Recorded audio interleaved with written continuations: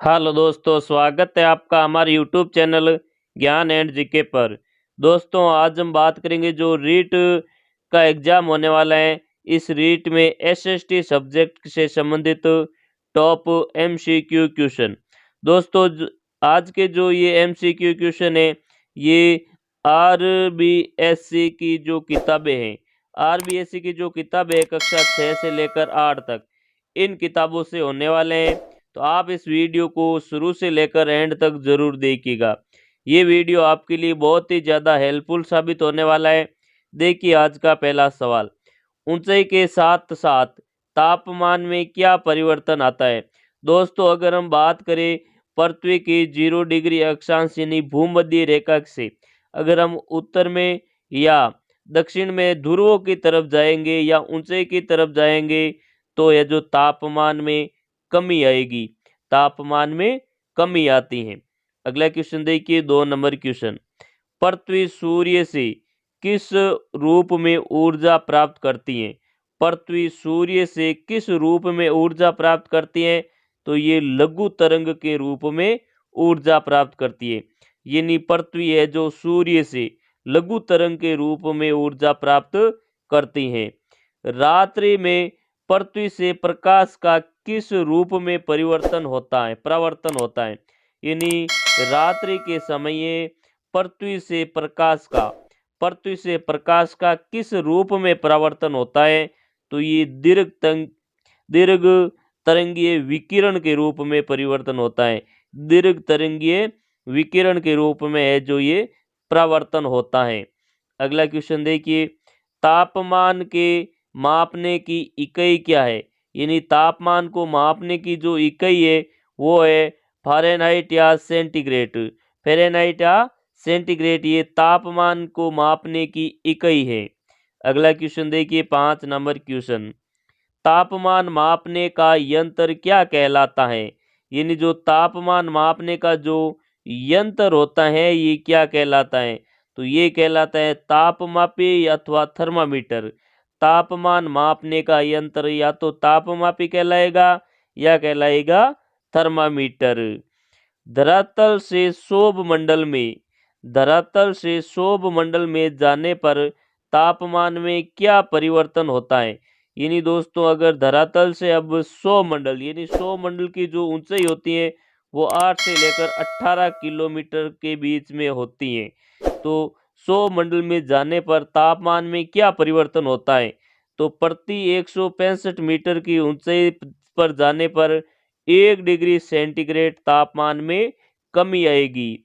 यानी प्रति 165 मीटर की ऊंचाई पर जाने पर 1 डिग्री सेंटीग्रेड की है जो कमी देखने को मिलेगी। अगला क्वेश्चन देखिए, 7 नंबर क्वेश्चन, धरातल पर 1 वर्ग सेंटीमीटर पर कितना वायुदाब पड़ता है। यानी धरातल पर 1 वर्ग सेंटीमीटर पर कितना वायुदाब पड़ता है, तो ये लगभग 1 किलोग्राम वायुदाब पड़ता है। दोस्तों, अगर आपको ये वीडियो अच्छा लग रहा है तो इस वीडियो को लाइक करें और चैनल को सब्सक्राइब कर कमेंट में जय हिंद जरूर लिखिए। देखिए क्वेश्चन नंबर 8, सर्वाधिक वायुदाब कहाँ पाया जाता है। तो जो सर्वाधिक वायुदाब है ये समुद्र तल पर पाया जाता है। दोस्तों, ये क्वेश्चन रेट भर्ती में कई बार पूछा गया क्वेश्चन है। सर्वाधिक दाब कहाँ पाया जाता है, तो ये समुद्र तल पर पाया जाता है। सर्वाधिक वायुदाब समुद्र तल पर पाया जाता है।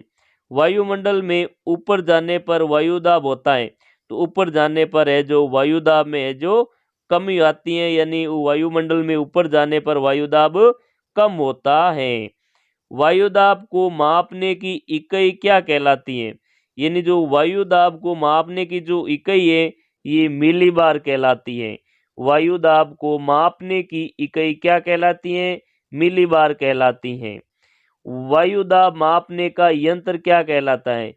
वायुदाब मापने का जो यंत्र होता है ये बैरोमीटर या वायुदाब मापी कहलाता है।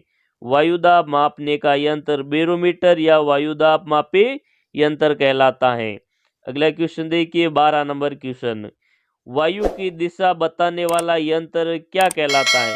यानी ऐसा यंत्र जो वायु की दिशा बताता है तो वो कहलाता है वायु दिक्सूचक या एनीमोमीटर। वायु दिक्सूचक या फिर एनीमोमीटर वायु की दिशा बताने वाला यंत्र है। अगला क्वेश्चन देखिए 13 नंबर क्वेश्चन, पर्वतों से आने वाली पवनें क्या कहलाती हैं? दोस्तों इंपॉर्टेंट क्वेश्चन है रीट भर्ती के लिए। पर्वतों से जो आने वाली पवनें हैं ये कहलाती हैं पर्वतीय समीर। ये क्या कहलाती हैं? पर्वतीय समीर कहलाती हैं। दोस्तों ये जो क्वेश्चन है ये RBSC की किताबों से बनाए गए क्वेश्चन है, तो आप इस वीडियो को शुरू से लेकर एंड तक जरूर देखिएगा। ये वीडियो रीट भर्ती के लिए बहुत ही ज़्यादा हेल्पफुल साबित होगा। देखिए क्वेश्चन नंबर 14, घाटी से आने वाली पवनें क्या कहलाती हैं? तो घाटी से आने वाली जो पवनें होती है ये कहलाती हैं घाटी समीर। अगला क्वेश्चन देखिए 15 नंबर क्वेश्चन, उच्च वायुदाब से निम्न वायुदाब की ओर बहने वाली वायु क्या कहलाती है? तो ये पवन कहलाती है। दोस्तों हमेशा एक ध्यान रखना, वायु की दिशा पूछी जाती है या पवन की दिशा पूछी जाती है। तो दिशा की बात करें तो ये होती है उच्च वायुदाब से निम्न दाब की ओर। वायु या पवन की जो एक निश्चित दिशा होती है ये होती है उच्च वायुदाब से निम्न वायुदाब की ओर। पवनें कितने प्रकार की होती है? तो पवनें है जो 3 प्रकार की होती हैं। स्थायी पवनें, सामयिक या मौसमी पवनें और स्थानीय पवनें। ये है जो 3 महत्वपूर्ण प्रकार की पवनें होती हैं। स्थायी पवनें, मानसिक या मौसमी पवनें या फिर स्थानीय पवनें।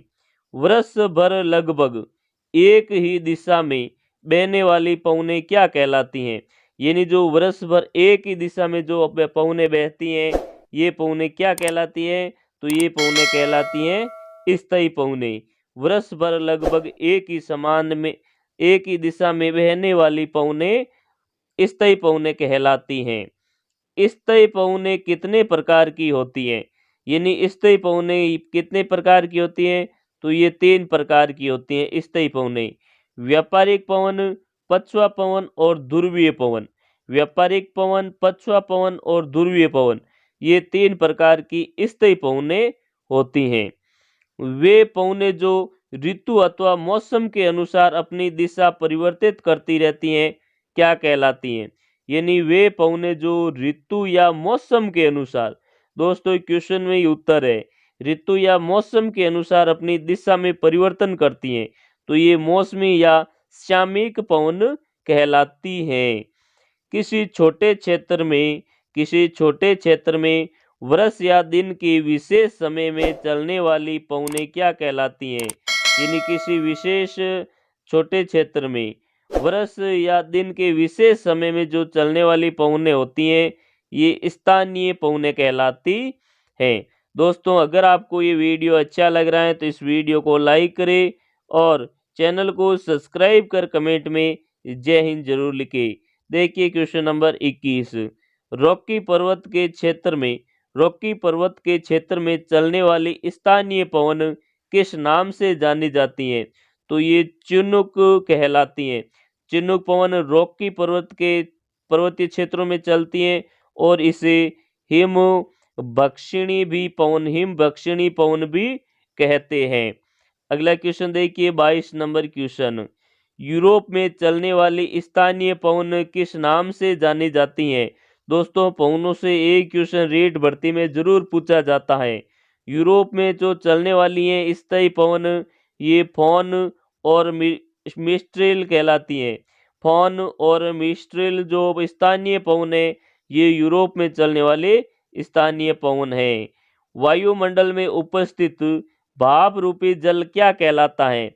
वायुमंडल में उपस्थित भाप रूपी जो जल होता है ये क्या कहलाता है? तो ये आर्द्रता कहलाता है। अगला क्वेश्चन देखिए 24 नंबर क्वेश्चन, वर्षा कितने प्रकार की होती है? वर्षा की बात करें दोस्तों तो ये 3 प्रकार की होती है। वर्षा कितने प्रकार की होती है? 3 प्रकार की। सहवनीय वर्षा, पर्वतीय वर्षा और चक्रवाती वर्षा। वर्षा कितने प्रकार की होती हैं? तो ये 3 प्रकार की होती हैं। सेवनीय वर्षा, पर्वतीय वर्षा और चक्रवाती वर्षा, ये 3 प्रकार की होती हैं। तो दोस्तों, आज का वीडियो हमारा आपको कैसा लगा? अगर अच्छा लगा तो इस वीडियो को लाइक करें और चैनल को सब्सक्राइब कर कमेंट में जय हिंद जरूर लिखें। थैंक यू, धन्यवाद।